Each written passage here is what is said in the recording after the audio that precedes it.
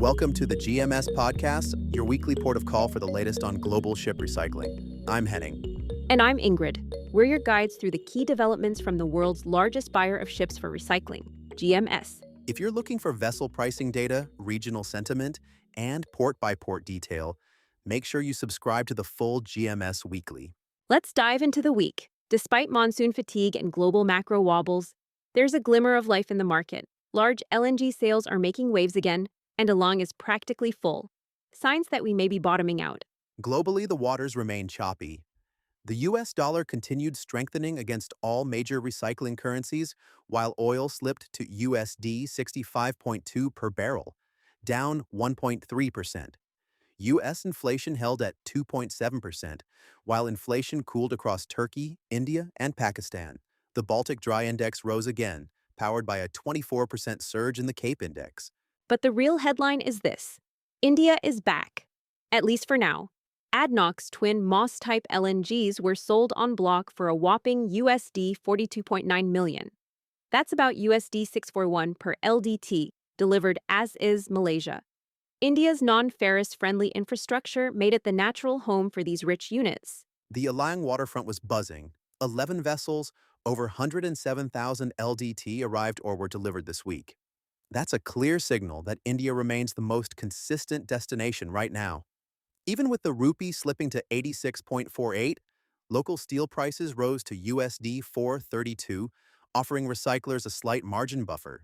Over in Pakistan, things are still shaping up. Gadani secured 2 dry bulkers, both with onboard bunkers, adding value. These deals clocked in at USD 446 per LDT, inclusive of 250 to 300 tons of bunkers. The rupee firmed to 283.2, and while steel remains at USD 615, the region's highest, volumes remain modest. Bangladesh, meanwhile, is still stuck in a post-HKC haze. No new arrivals and a backlog of pre-HKC vessels still awaiting cutting permission. Yard upgrades are ongoing, but delays in regulatory red tape are stifling activity. The taka weakened again, now at 122.18, and steel plate prices dropped slightly to around USD 550.93.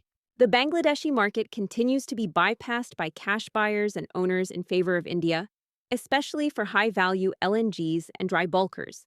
And without infrastructure or economic stimulus from Dhaka, there's little to suggest a near-term rebound. And finally, Turkey. The Aliaga market remains flat.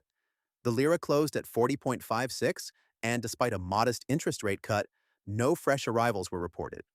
Local fundamentals, including subdued steel prices, continue to stall momentum. So here's this week's beach breakdown. India steals the spotlight with mega LNGs and strong deliveries. Pakistan holds on to top pricing but lacks volume. Bangladesh is drifting, bogged down by red tape and weak fundamentals. Turkey remains stuck in neutral.